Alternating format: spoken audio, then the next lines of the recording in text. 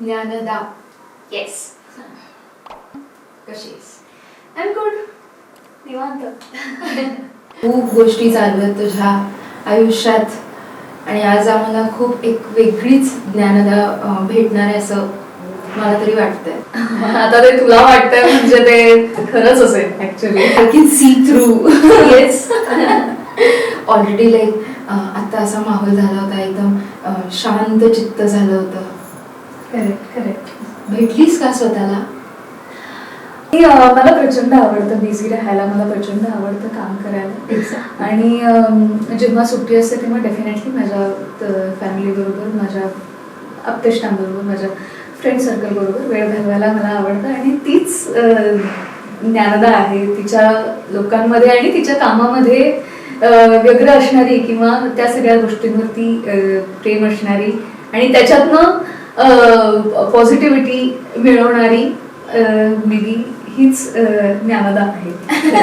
त्याच्यामुळे प्रत्येक वेळी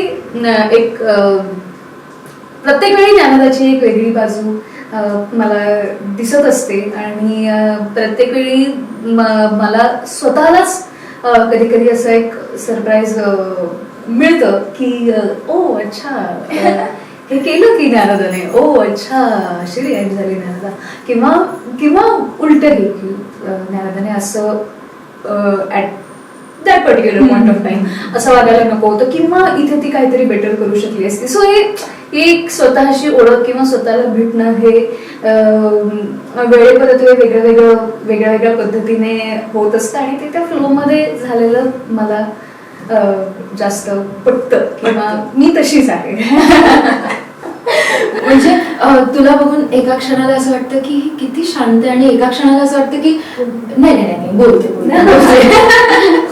म्हणजे खरं तर आपली ही व्हर्च्युअली आपण खूप वेळा भेटलोय, पण पहिल्यांदा मी तुला भेटले तेव्हा मला असं वाटलं की नाही ही व्हर्च्युअली खूप वेगळी असते. आणि आता काय म्हणजे माझ्याकडनं चुकलंय किंवा काय झालंय का? मग मी टीम मध्ये विचारलं की एव्हरीथिंग इज ओके ना?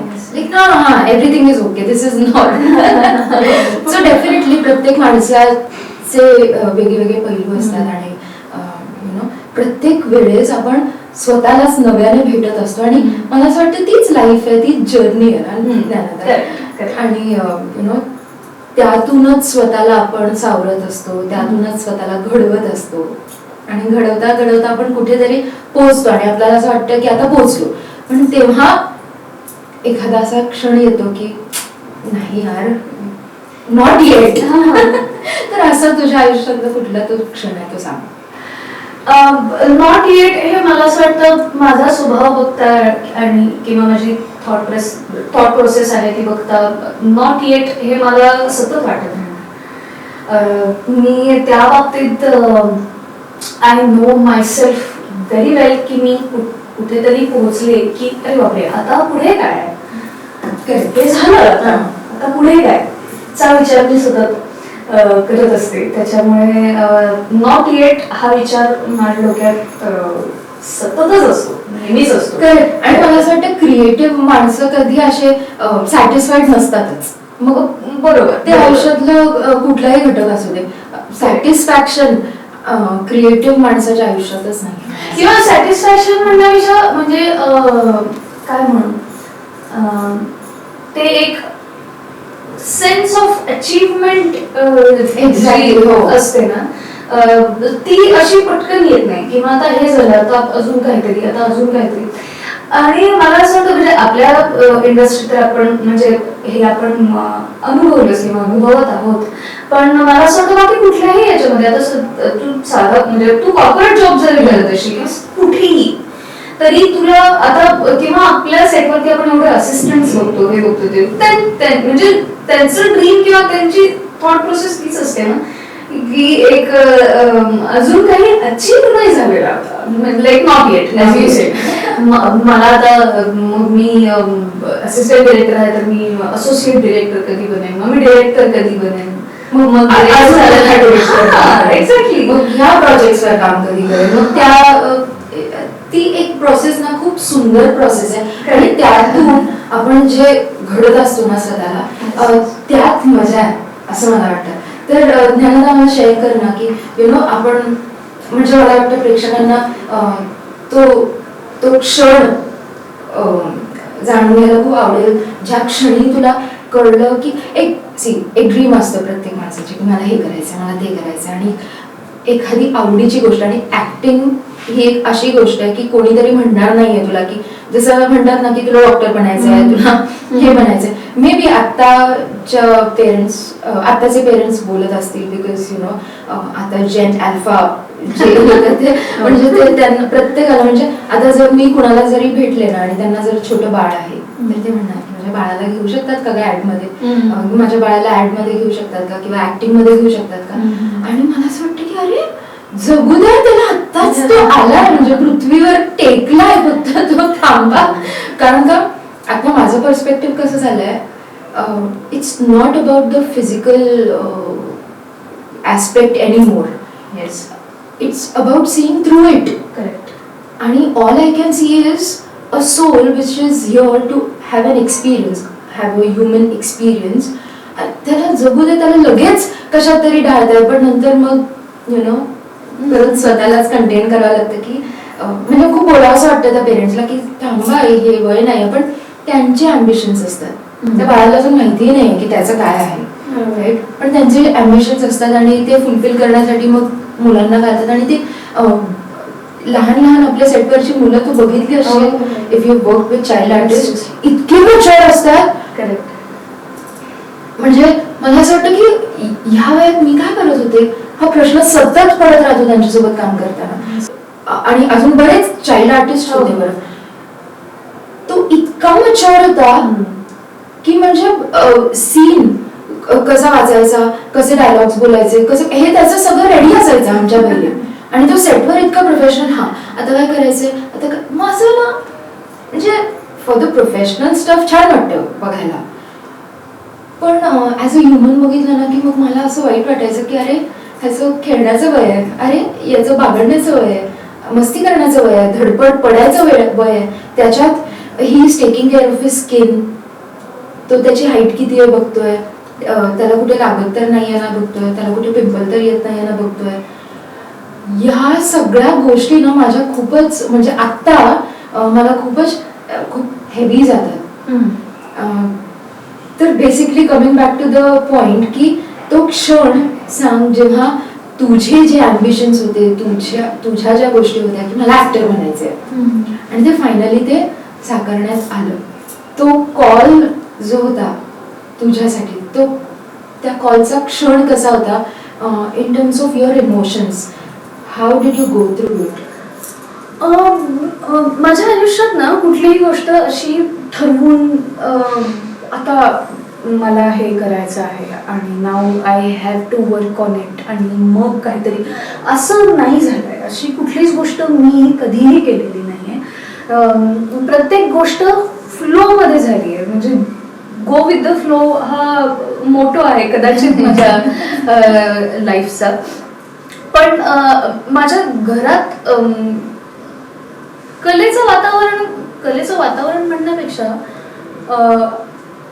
कुठली ना कुठली तरी कला जोपासणारी माणसं आहेत किंवा कलेचं कौतुक असणारी माणसं आहेत they know how to appreciate art so मी लहान असल्यापासून शाळेत असल्यापासूनच त्यांचं एक होतं माझ्या आई वडिलांचं हे होतं तू हेच कर तू हे करू नको असं कधीच मला आठवत नाहीये माझ्याबद्दल किंवा मला लहान भाऊ आहे त्याच्याबद्दलही कधी झालं असं त्यांनी आम्हाला जवळपास म्हणजे सगळ्याच गोष्टी आम्ही करतच होतो म्हणजे एक्स्ट्रा करिक्युलर ऍक्टिव्हिटीज मध्ये आर्ट झोन मध्ये पार्टिसिपेट करायचं तिकडेही काहीही करा स्पोर्ट्स मध्ये करायचं तिथेही काहीही करा म्हणजे मला असं वाटतं आत्ता मला कळतं जेव्हा मी मागे वळून बघते तेव्हा की आपल्या पाल्याला हे नाही वाटलं पाहिजे की मी ही गोष्ट करू शकत नाही चला ना करून बघ 1 दिवस कर 2 दिवस कर नाहीच जमलं तर ठीकच आहे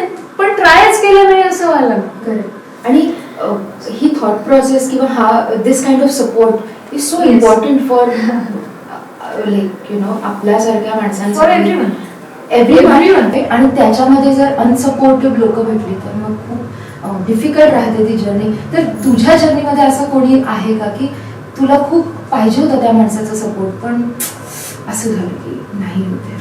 नाही, फॉर्च्युनेटली असं कधीही झालेलं नाही. सी आता एक्सपिरियन्सेस फार वेगळ्या वेगळ्या प्रकारचे आलेले आहेत. म्हणजे मी माझी सुरुवातच अशी झाली ॲक्च्युली की पहिल्याच सिरियलचं ऑडिशन, पहिली ऑडिशन आयुष्यातली, आणि मला त्यांनी सिलेक्ट केलं.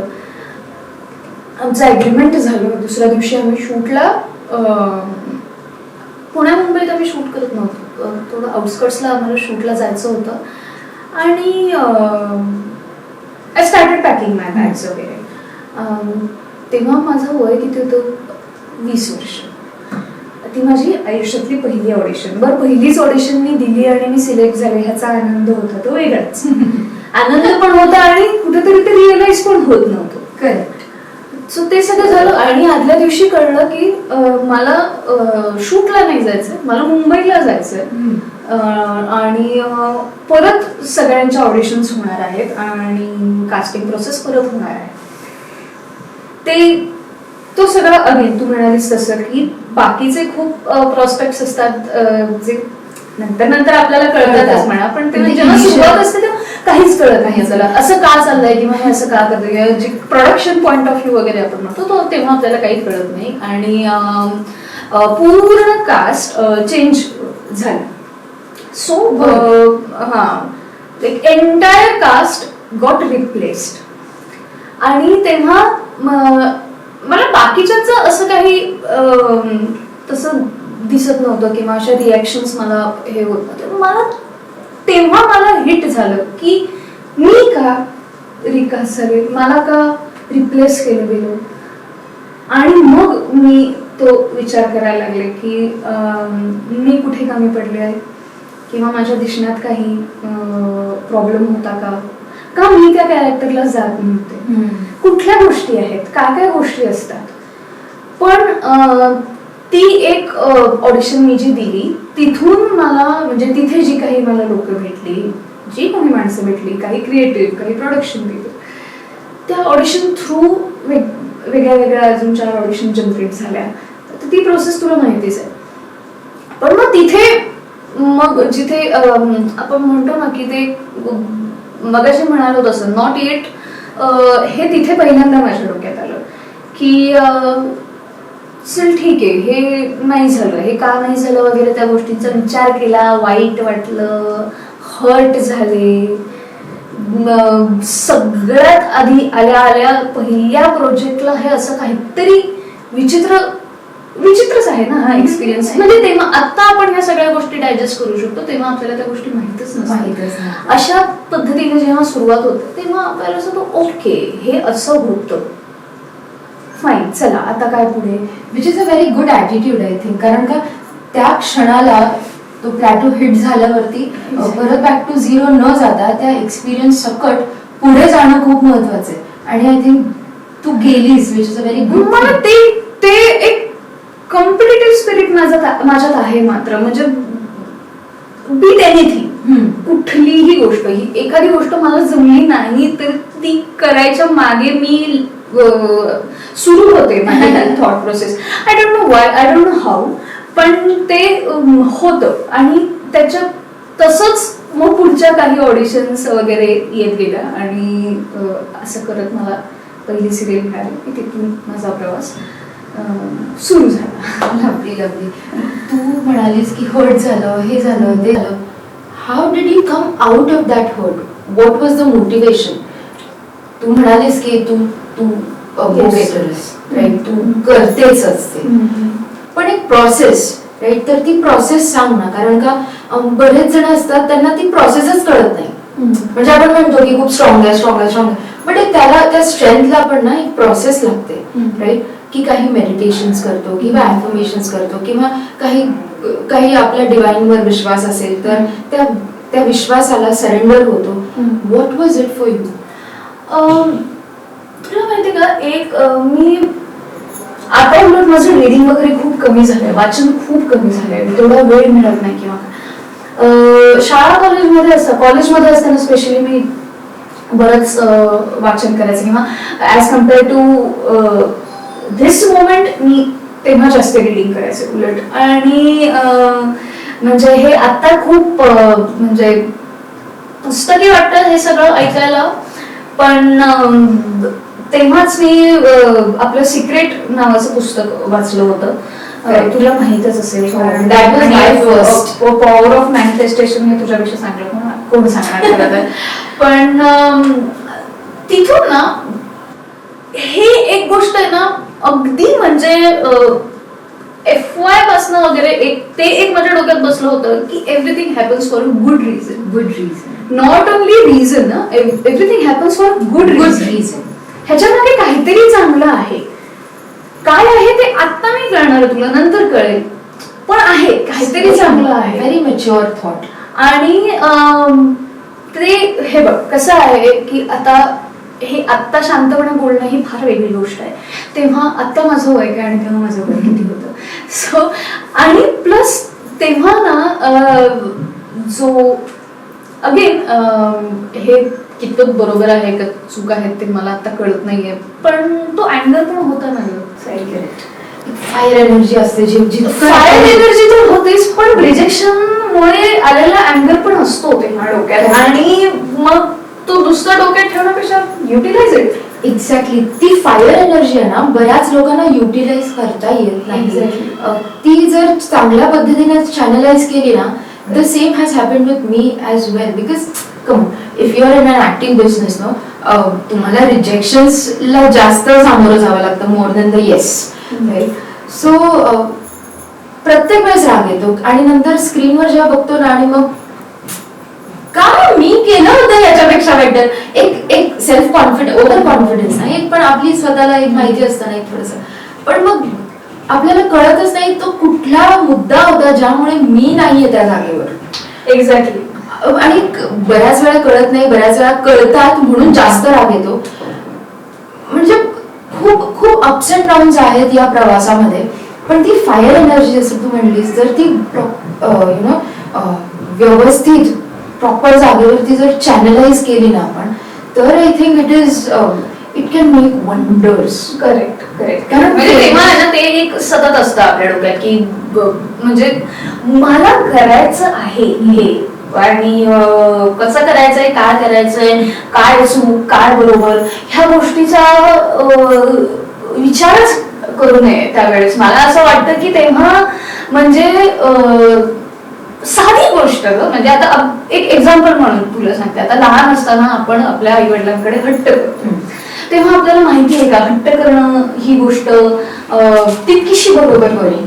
बरं, तेव्हा त्यांच्या डोक्यात काय चाललेलं आहे हे आपल्याला माहित नसतं.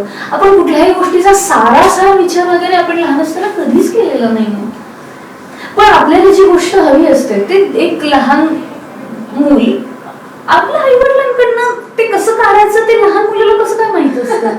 आणि मिळतं त्याला ही मागू देत लहान मुलांना. करेक्ट. मग तेव्हा त्याला ते चूक आहे का बरोबर आहे, तो जे काही करतो ते त्याला माहित नसतं, तेवढी समज नसते लहान असताना आपल्याला.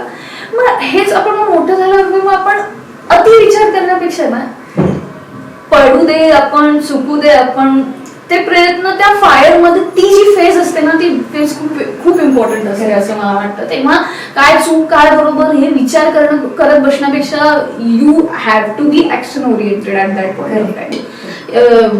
म्हणजेच त्यालाच म्हणतात ते फायर, ती युटिलाइज करणं, ते ऍक्शन्स थ्रूच ते युटिलाइज होणार. शांत, आता बस शांत हो, ठीक आहे ग, होतं ग वगैरे, ठीक आहे होतं वगैरे सगळं मान्य, पण आता काय, आता आपल्या काहीतरी आता करायला पाहिजे, काहीतरी ऍक्शन झाली पाहिजे. सो गोष्टी मग फोन करा, बोला, हे सगळं हे तर आहेच की आपल्याकडे, पण त्या सगळ्या गोष्टी करणं महत्वाचं आहे. तेच लोक मागे ह्यासाठी राहतात, लाईक हिलिंग जर्नी मध्ये मागे, like after the failure healing journey मध्ये मागे ह्यासाठी राहतात, कारण का त्यांना कळतच नाही की अप्रोच करू तर करू कोणाला. वेड तर नाही समजणार, उगाच अंधश्रद्धाळू तर नाही समजणार की असं काहीतरी. आणि ह्या डाऊट्स मध्ये ते वर्षानुवर्ष काढतात, वेस्ट करतात त्यांची वर्ष, आयुष्यातली सुंदर वर्ष, जे just one, like the other day I had a client, त्यांचं 12 वर्षाचं रिलेशनशिप मॅरेज, आणि काहीतरी क्षुल्लक गोष्टीमुळे त्यांनी दोघांनीही एकमेकांच्या मनात काहीतरी धरलं होतं. आणि त्यापैकी एक partner, he was not ready to speak. That person was not ready to speak. मग समहाव समबडी कन्व्हिन्स्ड हिम, आणि ते म्हणाले मी रिडिंग वगैरे काही नाही करणार. ठीक आहे, नका करू. मी म्हटलं फक्त बोलायला लाव फक्त त्यांना. तुला सांगते ज्ञानदा, फक्त 10 मिनिटाचा कॉल झाला आमचा. मी त्यांच्याशी बोलले 10 मिनिटं. 12 वर्ष त्यांच्याशी बोलले. 12 वर्ष कुठे, 10 मिनिटं कुठे. 10 मिनिटाच्या कॉलवरती जे काही माझ्या देवाने माझ्या थ्रू चॅनल, लाईक मी माझ्या देवा थ्रू चॅनल केले, जे काय ते मी त्यांच्याशी बोलले 10 मिनिटं. आणि संध्याकाळी मला त्यांच्या वाईफचा मेसेज आला की तुम्ही काय बोललात त्यांच्याशी. He has gotten me a gift. त्यांनी मला गिफ्ट दिलंय. 12 वर्षात त्यांनी माझ्याशी कधी बोलले नव्हते, इतकं व्यवस्थित बोलले ते माझ्याशी. तुम्ही काय बोललात त्यांच्याशी इतकं. आणि ते चॉईस ऑफ वर्ड्स, बोलणं, अंडरस्टँडिंग. आता जितकं ते क्रेडिट मी माझ्या त्या चॅनलला देते, तितकंच चॅनलिंगला देते, तितकंच क्रेडिट मी त्यांच्या समजूतदारीलाही देते की ही वॉज ओपन. त्यांचा इगो, जो 12 वर्षाचा त्यांचा मेल इगो होता, तो त्यांनी बाजूला ठेवला आणि ही चोज हिलिंग. मला ना इथे असंही वाटतं की त्या समजूतदारपणापेक्षा आहे ना, द मोस्ट इम्पॉर्टंट थिंग आत्ताच्या तारखेला आहे ती म्हणजे ॲक्सेप्टन्स. Exactly acceptance. जो चांगल्या गोष्टी आणि ज्या गोष्टी छान छान दिसत आहेत त्या गोष्टींचा ॲक्सेप्टन्सची वगैरे काही गरज नसते त्या गोष्टींसाठी. पण तुम्ही चुकताय किंवा तुम्हाला इथे स्वतःला रिपेअर केलं पाहिजे, किंवा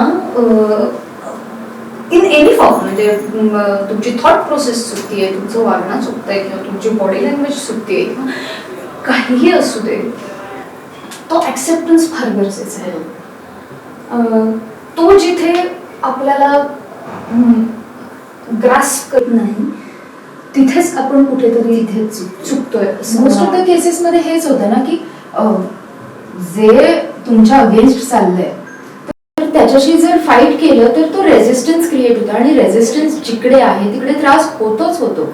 पण जर ऍक्सेप्ट केलं की हो हे असं आहे, तो त्रास 0 मिनिटात संपून जातो तिकडे. आणि most of the healing, 90% of the healing I would say happens there. की तुम्ही जसं आम्ही पास्ट लाईफचे पण हिलिंग्स करतो ना, तेव्हा काय असतं त्या हिलिंग मध्ये, we just make you realise की अच्छा हा प्रॉब्लेम ह्या गोष्टीमुळे झालेला आहे. And that realisation itself is a healing process. You understand. So why not. मग पास्ट लाईफचं ऍक्सेप्ट का करायचं तुम्हाला आणि ह्या लाईफचं का नाही करायचं ऍक्सेप्ट, हा मोठा प्रश्न होतो. तर जे तुमच्या हातात आहे ते तुम्ही ऍक्सेप्ट केलं तर ती जी लाईफ आहे ना ज्ञानदा, इतकी सोपी आणि सरळ एका क्षणात होऊन जाते. आणि तेच गणित लोकांना कळेस तोवर मरणाची वेळ येते. हो, आता ते काय, आता ज्याच्या त्याच्या विचारसरणीचा प्रश्न आहे हा. पण ह्या सगळ्याच गोष्टींसाठी हा कुठलाही प्रॉब्लेम सॉल्व की हा प्रॉब्लेम सॉल्व्ह झाला पाहिजे हे जेव्हा डोक्यात येतं तेव्हा त्या प्रोसेसची सुरुवातच ऍक्सेप्टन्स असते असं मला वाटतं. की हा अच्छा हे असं घडलेलं आहे, ओके आता काय करायचं. तिथे इथून आपण सुरुवात केली ना तर ते काहीतरी प्रोडक्टिव्ह ठरतं त्या थॉट प्रोसेसमध्ये. अदरवाईज प्रॉब्लेम समोर दिसला की हे का झालं कडे कल फार असतो. जे घडून गेलेलं आहे त्याच्याबद्दल विचार करून उपयोग नाही. जर सुरुवातच आपण ऍक्सेप्टन्स पासून गेली की अच्छा ओके हा फाईन, आता काय पुढे, बरोबर, तर ते सोल्युशन ओरिएंटेड काय थॉट प्रोसेस होते. त्याच्यासाठी तो ऍक्सेप्टन्स फार गरजेचा आहे. In a good way, in a bad way, जे काही असेल ते, जे काही झालं ते ओके झालं, ते झालं, केलं, ऍक्सेप्ट. आता पुढे काय. मला सांग, आता ही जी मॅच्युरिटी तुझ्यात आलेली आहे किंवा ही जी थॉट प्रोसेस किंवा हे जे माइंडसेट तुझं झालेलं आहे ना, I am sure it is through experiences. जे काही तुझ्या लाईफमध्ये घडलं, good bad, ups and downs झाले, financially, emotionally, relationship wise, health wise, त्याने हे आलेलं. तू लहानपणी सुद्धा इतकीच मेच्युअर होतीस की काय, कसं होतं लहानपणी तुझं? खूप लहान होते तेव्हा मी खूप हट्टी होते. त्याच्यानंतर माझ्यामध्ये आणि माझ्या भावामध्ये 4 वर्षांचं अंतर आहे. सो जेव्हा केदारचा जन्म झाला तेव्हा पहिले 2-3 वर्ष त्या एका जेलसी फेज मध्ये पण जातात की अच्छा आता सगळे डिवाइड होणार आहे, अटेन्शन पण डिवाइड होणार आहे. तेव्हा attention is the like core of the you know लहान जे असतात. येस. सो त्याच्यात पुढची 2-3 वर्ष गेली आणि मग त्याच्यानंतर हळूहळू जसं कळत गेलं तसं आय डोंट थिंक मग मी कधी असा हट्ट केला किंवा काय झालं. पण हे क्रेडिट माझ्या आई वडिलांना, आजी आजोबांना, सगळ्यांनाच जातं की कुठलीही गोष्ट समजून सांगण्याकडे त्यांचा कल जास्त होता. आता मी ओरडा खाल्ला नाहीये का? खाल्ला ना. मी मार खाल्ला नाहीये का? खाल्ला ना. पण ती गोष्ट झाली, ती व्हायला नको होती किंवा एखादी इथे तू काहीतरी बेटर करू शकली असतीस किंवा असा विचार आपण का करायला पाहिजे, ह्या सगळ्या गोष्टी समजून सांगण्याकडे चौघांचाही कल होता आणि तो अजूनही आहे. त्यामुळे मे बी ते झालेलं असू शकेल. आणि मी लहान असल्यापासून माझं स्वतःचं एक माझ्याच बाबतीतलं ऑब्झर्वेशन असं आहे की एक सगळ्यांची काळजी घेणं किंवा सगळ्यांना समजून घेणं हे आहे माझ्यात आधीपासूनच. ते ऑर्गॅनिकली आले, काही असं ते असं ठरवून आलेलं नाहीये, पण ते तसंच आहे, ते अजूनही आहे. म्हणजे maternal instinct is very strong. आणि जेव्हा लहान भावंड असते आपल्याला टुवर्ड्स देम एक प्रोटेक्टिव्ह ऍटमॉस्फिअर वगैरे आपल्याला क्रिएट करायची फार हौस असते लहान असताना. ते अजूनही आहेच, पण तेही एक असतं. त्याच्यामुळे पण मे बी तिथे मॅच्युरिटीतला फरक आपल्याला जाणवायला सुरुवात होते की हा आपल्यापेक्षा लहान आहे, आपण त्याच्यापेक्षा मोठे आहोत. मग कुठे आपण काय सांगितलं पाहिजे, कुठे आपण काय नाही सांगितलं पाहिजे, या सगळ्याच गोष्टी हळूहळू. जी मोठी भावंड असतात ती लहानपणीच मोठी होऊन जातात. In many cases, I would say.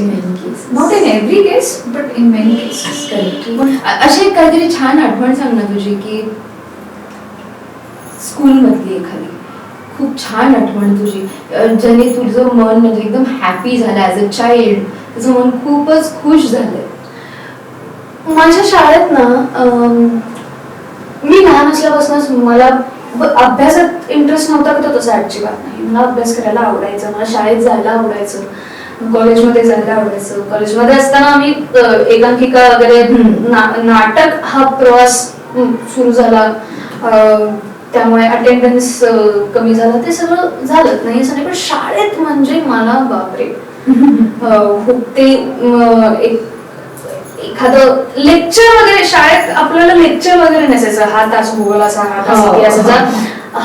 म्हणजे हे मला आता नाही आवडत आहे म्हणून मी कुठेतरी बाहेरच बघते. कॅफेटेरिया वगैरे असतात का आजकाल शाळांमध्ये, म्हणजे मला असं होतं की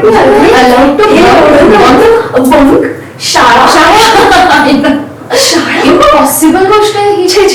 हे बघितलंच नाहीये मी तर, नाहीच बघितलंय. तेव्हा ना अगं मी आम्हाला घड्याळ पण अलाउड नव्हतं 7वी पर्यंत, आणि 8वी 9वी 10वी घड्याळ अलाउड. केस मोकळे सोडायचे नाही, वेण्या बांधायच्या, वेण्या खाली नाही बांधायच्या, जर लहान केस असतील तर वेण्या वर बांधायच्या. हे सगळं इतकं काटेकोर, no fringes, no fancy earrings, no fancy nose pins, no rings. प्रत्येक जनरेशनची एक चर्चा असते. पण आता हा जो जंप बघायला मिळतोय ना, मला असं वाटतं हा खूपच मोठं, खूप फास्ट झालेली जर्नी. आणि आपण, मी तुला सांगते, मी 4 आण्याची 4 चॉकलेट घेतलेली आहेत का, म्हणजे फ्रॉम दॅट टू दिस. म्हणजे स्कूलमध्ये देताना जर एक्लेअर कोणी देत आहे, 1 रुपयाचा चॉकलेट जर कोणी देत आहे, तर तो रिच. तो माणूस रिच.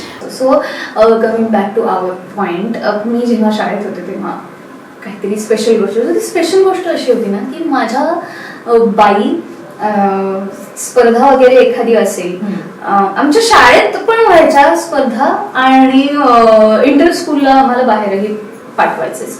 आमच्या शाळेत पण बऱ्याच व्हायच्या स्पर्धा. सो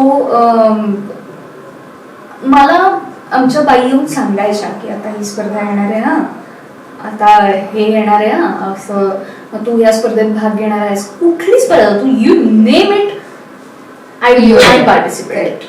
असं असायचं माझं. स्तोत्र पठण, श्लोक पठण, संस्कृत वाचन, संस्कृत लिखाण, गाण्याच्या स्पर्धा, निबंध स्पर्धा, वक्तृत्व स्पर्धा, या सगळ्या गोष्टींमध्ये मला भाग घ्यायला आवडायचं. आणि स्वतः बाई येऊन सांगायच्या. आणि जेव्हा आम्ही 10वीत होतो तेव्हा पालक शिक्षक मेळावा भरवला होता आमच्या शाळेत. हा, आणि जेव्हा माझी आई जेव्हा माझ्या शिक्षिकांना भेटली तेव्हा त्यांनी माझ्या आईला आवर्जून सांगितलं की हिला सायन्सला वगैरे नका घालू, हिला चांगले मार्क पडतील 10वीत, त्याची गॅरंटी आम्हाला आहे. पण ही त्याच्यासाठी बनलेलीच नाही, हिचा कलेकडे हिचा कल आहे. सो त्याच्यातच तिला जास्त गती आहे, तिच्या भाषा चांगल्या आहेत सायन्स मॅथ्स पेक्षा. सो डू कन्सिडर की हिला आर्ट साईडला हिला ऍडमिशन द्या. कारण तेव्हाचा काळ, आत्ताचा काळ खूप ओपन आहे आणि सगळ्यांना सगळी माहिती मिळते गुगलवर. तेव्हाची परिस्थिती तुला वेगळं सांगायला नको, पण तेव्हाचा काळ सायन्स साइड ही खूप महत्वाची होती. महत्वाची इंजिनिअरिंग, डॉक्टर व्यतिरिक्त मला काही माहितच नव्हतं. आणि ते जज केलं जायचं ते वेगळंच, ते एक वेगळंच. Which is now good. I think ते ट्रान्सफॉर्मेशन एक चांगलं झालेलं आहे की म्हणजे इंडस्ट्रीसाठी मास कम्युनिकेशन लोकांना माहिती आहे. तुम्हाला ऍडव्हर्टायझिंग एजन्सीज मध्ये काम करायचं असेल तर तुम्हाला कुठले कोर्सेस करायचे आहेत माहिती आहे. सगळ्या गोष्टी तुम्हाला माहिती आहेत. करेक्ट. ऑनलाईन हा प्रकारच आता सुरू झाला ना. ऑनलाईन कोर्सेस अवेलेबल असतात सगळ्या गोष्टींसाठी. काही गोष्ट, आणि ती गोष्ट ना मला तेव्हा इतकी मला महत्वाची वाटली आणि ती खूप स्पेशल आहे माझ्यासाठी. जो प्रश्न तुझा होता की आपल्या विद्यार्थ्यांना ओळखणं, त्या विद्यार्थ्याला कोणाला कशात गती आहे आणि कोण कशात जास्त ब्राईट त्याचं भविष्य आहे, त्याने काय केलं पाहिजे काय नाही केलं पाहिजे. So I am very thankful to that era of mine. I am very thankful to my school, my teachers. Exactly. आणि ते आईने येऊन घरी सांगितलंही होतं सगळ्यांना बसून, बाई असं असं म्हणाल्या. So coming to this topic, what do you think about about prioritizing mental health? खूप महत्वाचं आहे. इतका मोठा श्वास. खूप महत्वाचं आहे आणि आताच्या काळात तर प्रचंड महत्वाचं आहे. महत्वाचं आहे सुद्धा आणि तुम्ही करू शकता म्हणूनही मी म्हणते करा. करेक्ट. करू शकता म्हणून करा. Identify whatever you feeling. Exactly. Identify करा, व्यवस्थित समजून घ्या स्वतःला. ऍक्च्युली ती प्रक्रियाच, actually the thing is no, इतकं फास्ट झालंय ना जग. अजून एक गोष्ट मी तुला सांगते, सॉरी टू इंटरप्ट. आपल्याला ना खूप गोष्टींची भीती वाटायची, लहान असल्यापासून भीती वाटायची, परीक्षांची पण भीती वाटायची, आपल्या टीचर्सची आपल्याला भीती वाटायची, आपण किती मार खाल्लाय, आपण पडलोय धडलोय, सायकल चालवायची भीती वाटायची, गाडी चालवायची भीती वाटायची. शिकलो ना सगळ्यांना आपण सगळ्या गोष्टींना ओव्हरकम केलं. आजकाल एन्झायटी अटॅक्स, पॅनिक अटॅक्स, हे शब्द जेव्हा मला इतक्या सहज वापरलेले दिसतात ना, अरे नाही वेळेत तुला फक्त भीती वाटतेय. टॉक. तुला भीती वाटते एखाद्या गोष्टीची, वर्क ऑन इट. एन्झायटी हा शब्द लिटरल ट्रान्सलेट करू नका. माझं हे म्हणणं आहे की ते तेवढं सोपं नाही. कारण का see on a daily basis आम्ही क्लायंट्स बघतो राईट. डेली बेसिसवर ऍक्च्युली ज्यांना जे होत आहे ती बिचारी लोक, म्हणजे मला आत्ताही अंगावर काटा येतोय हे विचार करून की तो सहज वापरण्यासारखा शब्द नाही, नॉट ते सहज फील करण्यासारखं इमोशन नाही, किंवा तो प्रॉब्लेम इतक्या सहजरित्या तुमच्याकडे येत नाही. देयर इज अ 1, 2, 3 स्टेजेस असतात. काही स्टेजेस नंतर तुम्ही त्या एन्झायटीवर किंवा ट्रॉमावर किंवा पॅनिक अटॅकवर पोहोचता. So it's like demeaning those who are actually going through it. म्हणजे तुला सांगू का मी, जे लोक हे जस्ट तू म्हणले ना असं थ्रो करतात ना, त्यांच्यापेक्षा स्ट्रॉंग ती लोक मला आढळली आहेत जे ऍक्च्युअली त्या थ्रू जातात ग. किंवा तुम्हाला जर समजा वाटतंय ना तर मग तुम्ही ऍटलिस्ट त्या गोष्टीला तेवढं सहजतेचं रूप तरी देऊ नका. मग तुम्ही you take help if you really concern about your self, if you really serious about that issue, if you really having those symptoms of that problem no, तर तुम्ही बोला, कोणाशी तरी बोला, तुमच्या जवळच्या व्यक्तीशी. थेरपिस्ट आहेत. इतकं सोशल मीडिया, सी तोटे आहेत तितके प्रॉफिट्स पण आहेतच. यु नो, चांगली बाजू आहेच ना की you have everything at the blink. म्हणजे तुम्ही पलक झपकतेही जमेल जातात लोक, whatever you ask for on the internet, right? So you go consult. बरं तुम्हाला असं वाटतं की मी जर सायकॅट्रिस्ट कडे किंवा थेरपिस्ट कडे किंवा कुठे गेलो तर मला वेड असं समजणार आहेत, असं जर तुम्हाला वाटत असेल तर आता ऑनलाईन पोर्टल्स आहेत जिथे तुम्ही कॅमेरा ऑफ करून तुम्ही डॉक्टरशी बोलू शकता. यु नो, तर इतक्या सुविधा आहेत त्या. मला असं म्हणायचं आहे की जे लोक प्रेक्षक आहेत आपले त्यांनी त्या सुविधांचा उपभोग घ्या. आणि कारण का हे सगळं सोपं नाही आहे. मेंटल इलनेस किंवा मेंटल प्रॉब्लेम्स किंवा mental health issues, these are not, these should not be taken for granted. जर तुम्हाला असं वाटतंय की काहीतरी आपल्याला हे नोटीस होतं आहे आणि आपल्याला काहीतरी होतं आहे, हे अनयुज्युअल आहे, तर go and seek help from the right person आणि तुम्हाला ती हेल्प मिळेल, नक्की मिळेल. तुला माहिती आहे का, मला तुला प्रत्यक्षात भेटून कसं वाटलं. मला एक अशी मुलगी समोर दिसते जी मुलगी कधीतरी माझं स्वप्न होतं की अरे no, being very honest, Nanada, I was a big time people pleaser. People pleaser meaning I can understand. असतोच आपण काहीही म्हण तू होच, म्हणजे तू मला काहीही म्हण, मी ते नाही म्हणूच शकत नाही.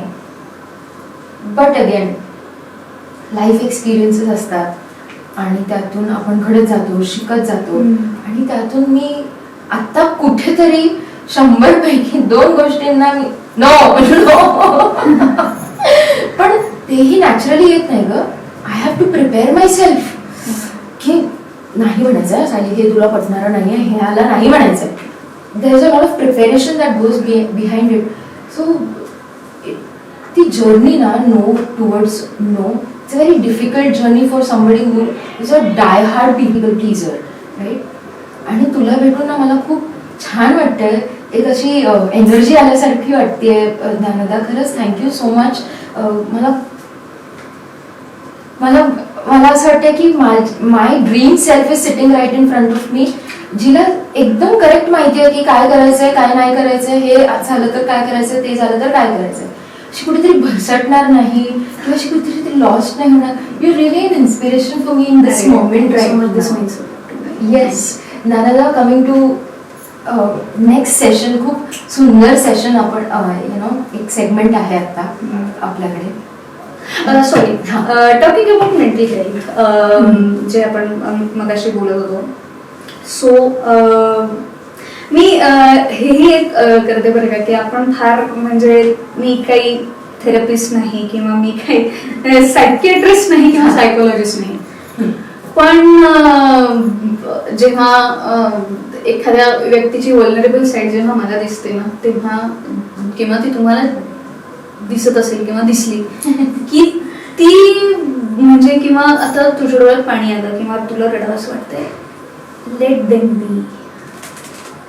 म्हणजे ते पण खूप महत्वाचं आहे ना. महत्त्वाचं. तसं म्हणजे त्या पद्धतीने आपण आपल्या आजूबाजूच्यांना करेक्ट मेंटल हेल्थ साठी आपण तेवढीच बेसिक मदत आपण तुला सांगू का, करू शकतो. माझं मी स्पिरिच्युअल हिलर आहे, मीही स्वतःवरती खूप काम केलेलं आहे असं तसं, पण कधीतरी ना आत्ताही माझ्याकडनं ती चूक घडते की मी खूप एकदम डिफेन्स मेकॅनिझम सगळे ऑन रडू होतात नकोस.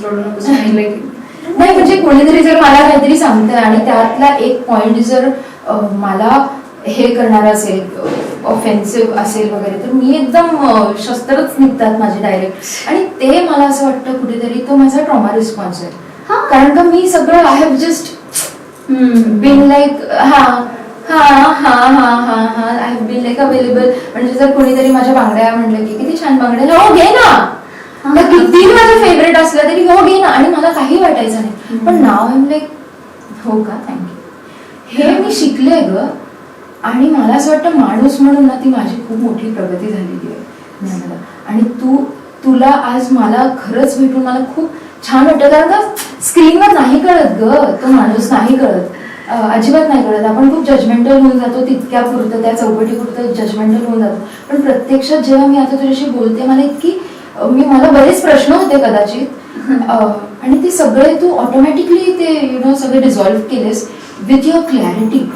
तर मला असं वाटतं की हे प्रत्येकाला जमत नाही. सो कुडोज टू यू यार, खरंच खूप छान असेल. आणि ऑब्व्हियसली त्या स्ट्रेंथ मागे एक खूप मोठं परिश्रम आहे. आय एम शुअर तुझे अजून काही स्ट्रगल्स आहेत जे मे बी आपण पार्ट 2 मध्ये बोलणार. नक्कीच आपण त्यानंतर. तुला आवडेल का परत यायला? Yes, definitely. आणि स्ट्रगल वगैरे हा शब्द मला म्हणजे फारशी मी अगेन फॉर क्लॅरिटी त्या गोष्टीना मला त्याला एक्सपिरियन्स हेच नाव द्यायला मला आवडतं. Good experience, bad experience. Struggle हे नेहमीच निगेटिव्हली घेतला जातो तो शब्द. त्याच्यामुळे मला म्हणजे ते एफर्ट्स घेणं गरजेचं असतं, आणि वेगळे वेगळे एक्सपिरियन्सेस आपल्याला येत असतात. सो स्ट्रगल ही डेफिनेशन मी कुठल्या गोष्टीला दिलीच नाही आजपर्यंत. आवडलीस मला तू, आणि मला नको आहे की हे कॉन्व्हर्सेशन एंड व्हावं, किंवा मला पाहिजे की मला बोलायचं आहे, कारण का मला शिकायचं, अजून शिकायचं, अजून ते ऑन पॉइंट राहणं, किंवा मला शिकायचं आहे. मला खूप तुझ्याकडनं शिकायला आवडेल ज्ञानदा. आपण एक खूप सुंदर आता एक सेगमेंट करूया. त्यात मी तुला काही रॅपिड फायर क्वेश्चन्स विचारणार आहे, आणि अजून एक सेगमेंट असेल जो अजूनही मी मगाशी तुला सांगितलं. Let's keep that a secret, and that will be the last segment of our podcast. आणि आपण आता सुरू करूया रॅपिड फायर. आपण दिस ऑर दॅट करूया. त्यापैकी तू एक सांग ज्याच्याने अजून आम्हाला तुझ्याबद्दल, तुझ्या पर्सनॅलिटीबद्दल अजून क्लॅरिटी मिळेल. मंत्र ओम की श्री गणेशाय नमः? एकच क्लॅरिटी. नाही ह्याच्यामध्ये ऐकण. Okay, we got her. Okay, meditation सकाळी की रात्री? ओके, भगवद्गीता की द सिक्रेट?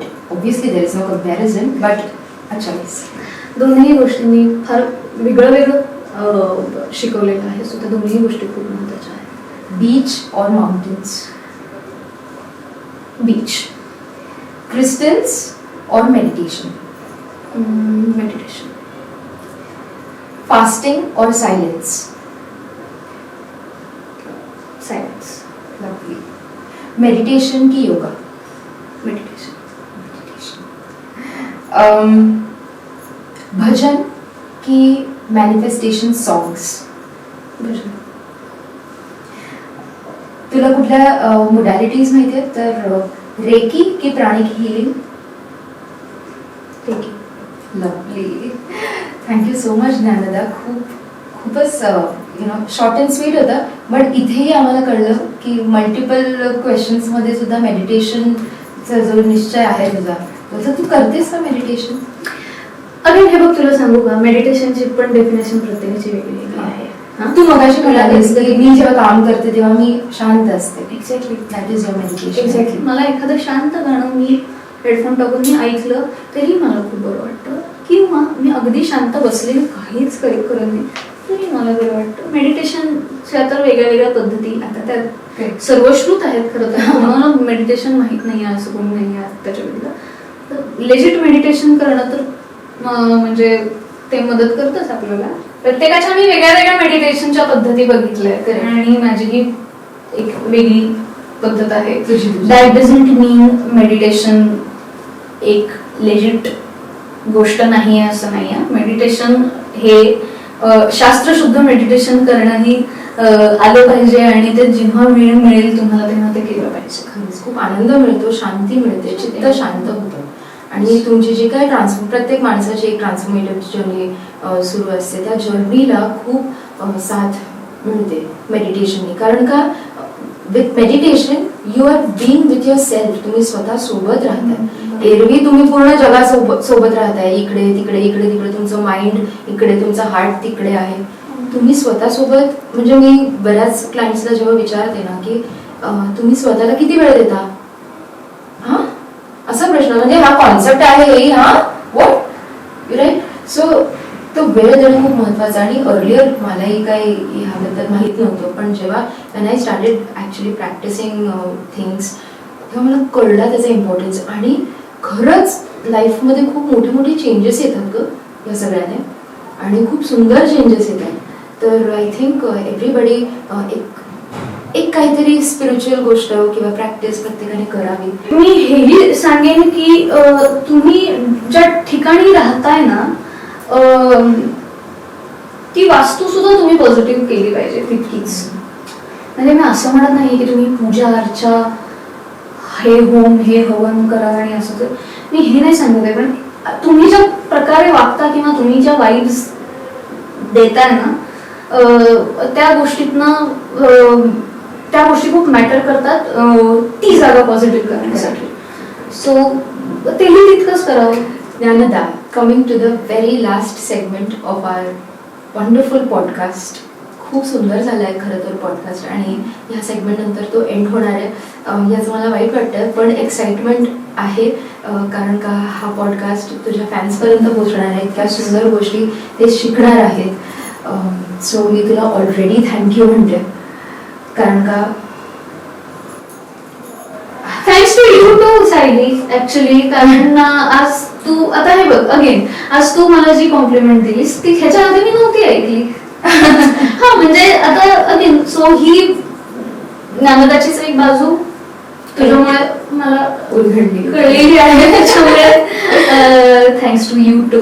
आणि आता अगेन आपण शेवटच्या सेगमेंटकडे जाऊ असं तू म्हणालीस, पण त्याच्या आधीच मी तुला शुभेच्छा देऊ इच्छिते की सुरुवात केलेली आहेस. Now be the light for everyone. You guys are being the light for everybody. कारण का ते खरंच प्रत्येकाची एक आंतरिक जर्नी असते right.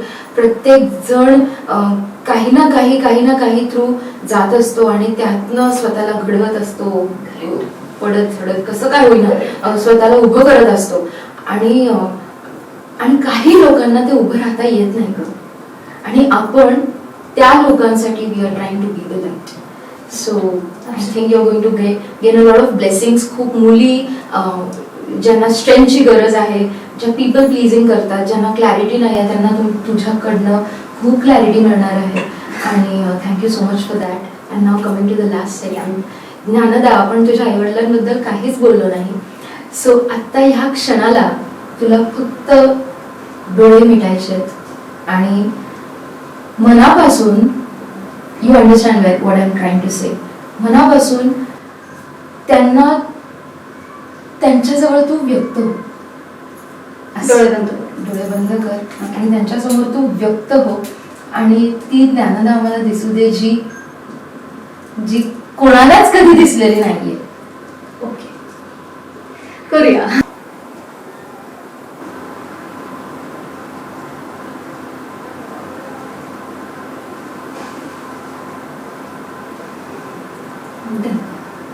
How did you feel? Very nice. Very nice. तुझ्या चेहऱ्यावरचे गोड एक्सप्रेशन्स बघून तर मला खूप छान वाटत होतं आणि आता तुझे डोळे थोडे पाणावले. साहजिक आहे. साहजिक आहे, कारण एकतर ना माझ्याबरोबर आमचे आजी आजोबा पण राहायचे. आता ते दोघेही हयात नाही. आणि आई बाबा, मी, माझा भाऊ, यांनी ना सगळ्यात महत्वाची गोष्ट म्हणजे तो कनेक्ट जो ठेवलाय ना आजपर्यंत. आणि खूप गोष्टी एका वाक्यात सांगितल्यात आणि शिकवल्यात. जे गोष्ट तू म्हणालीस ना, पीपल प्लीजर असणं आणि हे ते करणं. बाबांनी मला कॉलेजमध्ये असताना ही गोष्ट एकदा, हे मात्र त्यांनी मला अगदी बसून सांगितलं किंवा शिकवलं होतं की एक पुस्तक आहे, खूप फेमस आहे, जमलं तर ते स्वतः विकत घे आणि वाच. तर पुस्तकाचं नाव आहे learn how to say no. त्यांच्यासाठी महत्वाचं नाहीये, हे समजणं महत्वाचं आहे की या गोष्टीची मी प्रॅक्टिस केली पाहिजे. किंवा अजून एक गोष्ट बाबांनी मला फार महत्वाची शिकवली होती की यू शुड नलिफाय युअर रिलेशन्स. ती हायरार्की मेंटेन करता यायला पाहिजे आपल्या फ्रेंड सर्कलमध्ये सुद्धा. आणि आपलं जे एक्सटर्नल सर्कल आहे ते आपल्या इंटरनल सर्कलवरती हवी होता कामा नये कधीच. आणि मग ते त्या गोष्टी खूप इम्बॅलन्स क्रिएट करतात. आणि त्या सगळ्याच गोष्टी लहानपणापासून मी शिकत आली आहे. आणि हे झालं बाबांचं. आणि आईने प्रत्येक वेळी मला प्रत्येक गोष्टीची प्रॅक्टिकल बाजू सांगितली आहे, प्रत्येक गोष्टीची. म्हणजे मी माझ्या आई वडिलांचं फार परफेक्ट कॉम्बिनेशन आहे असं मला वाटतं. हो. आणि त्यामुळे आय एम व्हेरी ग्रेटफुल यार. आणि आताही ज्या गोष्टी मी करतो, I have a very intimate आणि very limited circle in my life, which is so important and such a good thing that you realized it so early on आणि तू ते आत्मसात सुद्धा केलंस. असं नाहीये मी तेवढी एक्स्ट्रोवर्ट नाहीये असंही मला वाटतं की तेही ह्या सगळ्या मागचं एक कारण असू शकतं. पण माझ्या सगळ्या ज्या गोष्टी मी करत असते किंवा ज्या गोष्टी घडत असतात माझ्या आजूबाजूला किंवा माझी थॉट प्रोसेस, त्या थॉट प्रोसेसचं तरच माझी फॅमिली आणि माझे आई वडील आहेत. की मी हे केलं तर मग हाऊ विल दे रिॲक्ट, मी हे केलं तर त्यांना आनंद होईल का, किंवा मग हे त्यांना आवडणार नाही का. किंवा मी अशा बऱ्याचशा आता ब्रँड्स वगैरे आपल्याला येतात किंवा आपण अशा ब्रँड्स बरोबर कोलॅब करतो किंवा अशा काही माणसांबरोबर कोलॅब करतो, तर ते त्यांना आवडणार नसेल तर मी ते नाही करत. हे सगळं म्हणजे ओव्हरऑल सगळ्या गोष्टी किंवा आणि again the main thing is my thought process is त्यांच्या अराउंडच आहे ते सगळं. सो कारण आम्ही लहान असल्यापासूनच त्या गोष्टींचा इम्पॉर्टन्स घरातनच आम्हाला शिकवला गेला. बसून बोलणं आपल्या घरात किती महत्वाचं आहे हे आम्हाला लहानपणापासून शिकवलं गेलं. आणि त्याच्यामुळे मी जरी मुंबई ठाण्यात कामानिमित्त असते आणि आई वडील पुण्यात असतात, माझा भाऊ सुद्धा US ला आहे, पण we make it a point की आम्ही दिवसभरात एकदा का होईना आम्ही बोलतो. हा, ह्या गोष्टी होतात. त्याच्यामुळे आता सगळंच ना की मी हे केलं तर मी मुंबईला गेले, मी ठाण्याला गेले तर मी त्यांच्यासाठी कशी अवेलेबल राहू शकते, महिन्यातले मी किती दिवस मी पुण्याला गेलेली आहे किंवा मी नाही गेलेली आहे, आता मला जाणं गरजेचं आहे, आता मला तसा प्लॅन केला पाहिजे, आता मला त्याची सुट्टी काढली पाहिजे. ओढ असणं खूप महत्वाचं आहे. आणि ह्या सगळ्या गोष्टी त्यांच्या अवतीभोवतीच फिरतात. हो. आणि म्हणजे अच्छा आता ओके, आता नवीन प्रोजेक्ट आहे, ओ येस वाव, मी त्यांच्याबरोबर डिस्कस करते. त्यांची रिॲक्शन माझ्यासाठी फार महत्वाची असते. एक सॉरी, हे लास्ट सेगमेंट होतो ना, ती छोटासा हिस्सा आहे की एक वेब सिरीज मला आली होती, मराठी वेब सिरीज होती आणि त्याच्यात मला स्मोक करायचं होतं. आणि ते मी ऑब्विसली मी ते घरी सांगितलं आणि मला आठवतंय माझे वडील म्हणाले होते की हे बघ, हे वेब सिरीज वगैरे त्या प्रकारात ते काही आम्हाला कळत नाही, पण हा प्रोजेक्ट करणं तुझ्यासाठी किती महत्वाचं आहे असं तुला वाटतं, किंवा ही व्यक्तिरेखा किंवा हे कॅरेक्टर तुला आवडलंय का, ह्याच्यातून तुला काही मिळणार का हे जर तू केलं तर. The answer was yes. हो, मुळातच वेब सिरीज हे प्रकरणच तेव्हा नवीन सुरू झालं होतं. मग ते म्हणाले ओके फाईन, मग I will teach you how to smoke, nobody else. What? हे घरात करायचं, जे काय करायचं दुसरं कोणी नाही सांगणार. करे तुला हे तू कसं केलं पाहिजे, तुला करायचंय, हे तुझं काम आहे, ही तुझ्या कॅरेक्टरची डिमांड आहे, तर we all will support you, पण at our place, in front of me, not in front of anybody else. बरोबर. सो हे माझ्यासाठी ही गोष्ट फार महत्वाची आहे. त्यांचा जो रिस्पेक्ट राखणं, ती ऑनेस्टी ठेवणं, की you get what I am trying to say, right, ते खूप महत्वाचं आहे. येतं म्हणून करणं आणि करतच राहणं.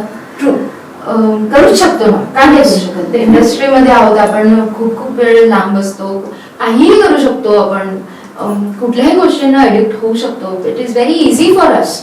आपण यू अंडरस्टँड, कारण का आपल्या येण्या जाण्याच्या वेळा खूप म्हणजे खूप ठरलेल्या नाहीयेत. मे बी सेटवर यायची वेळ ठरलेली, पण जायची वेळ ठरलेली नाहीये. त्यामुळे आपल्या घरातल्यांना खूप गोष्टी आपण लपवू शकतो, पण त्या थ्रू परवा मी एक रील बघितली की transparency is better than honesty. की म्हणजे तू करून झाल्यावर ऑनेस्टली मला येऊन सांगू नकोस की मी हे केलं, तू आधीच ट्रान्सपरन्सी ठेव की मी हे करणार आहे, जे तू आय थिंक केलंस तुझ्या आई वडिलांबरोबर. आणि त्यानंतरची जी स्टेप आहे honesty, which is also important, but I think त्या रील मधून मला खूप पटलं की तू ट्रान्सपरंट राहिलीस, तू काहीतरी लपून छपून किंवा हे ते असं केलंच नाही, which is a very good thing. आणि ते त्यातून तुमचा जो रागो आहे तिघांचा तो कळतो. आणि I think this is also good parenting, right.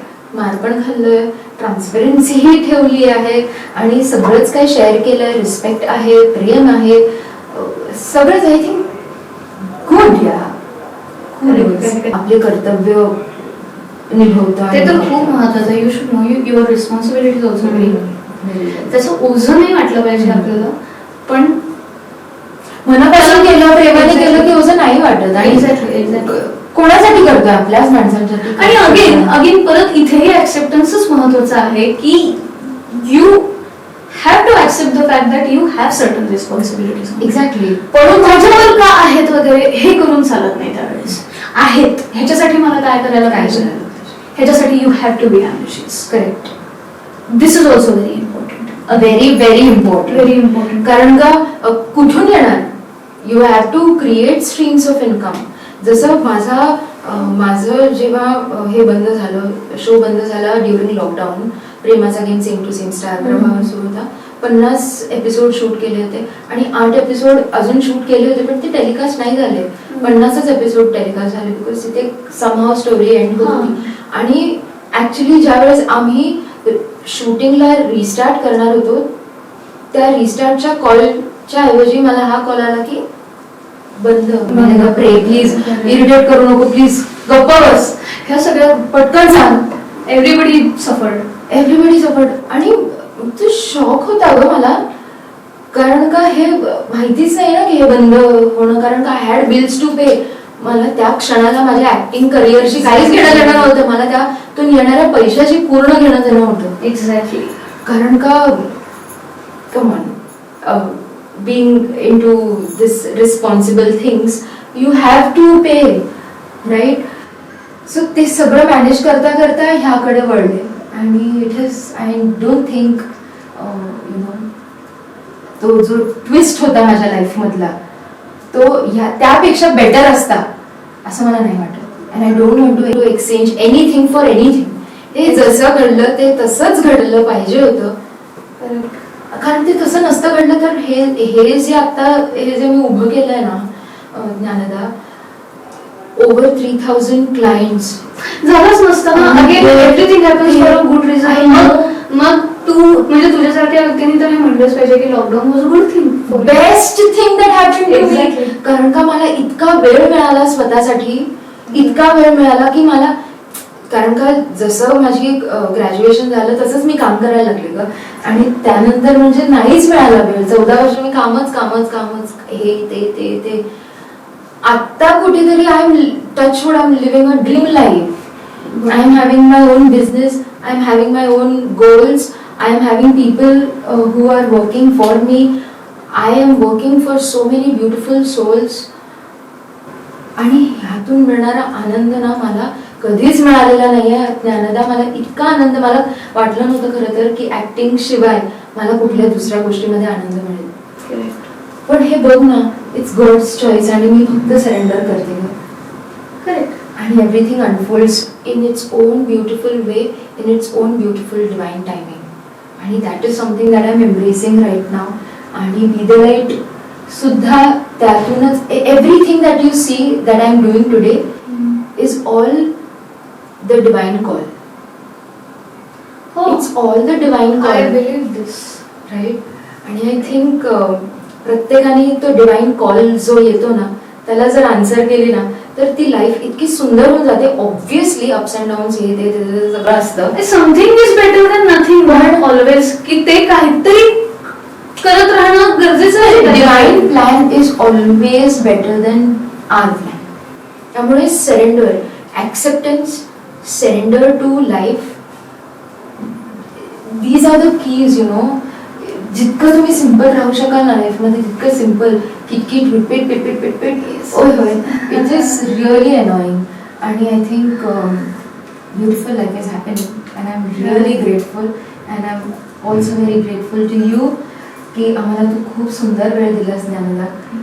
खूप छान वाटलं तुझ्याशी गप्पा मारून. मला स्वतःला मी खरंच खूप ऑनेस्टली मी तुला खरंच या चेअरची शपथ घेऊन सांगते, मी खूप इन्स्पिरेशन घेतलं तुझ्याकडनं. एवढं नाही, ठीक आहे. नाही तुला, the thing is no, again I am not looking at what you said, I am looking through you की where are you coming from. ते सगळं घडण्यासाठी, तो थॉट प्रोसेस घडण्यासाठी तू कुठून सुरुवात केली असेल. I am trying to reach there right. आणि that core is really very important for me in this moment. कारण का मला तिथनं खूप शिकायला मिळणार आहे तुझ्या फॅन्सना, आपले जे पॉडकास्ट व्ह्युअर्स असणार आहेत त्यांना. So thank you so much once again Gnyanada, thank you so much. My pleasure.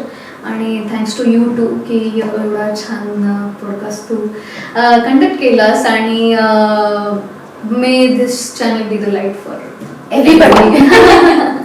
Thank you so much everyone. Thank you so much for watching.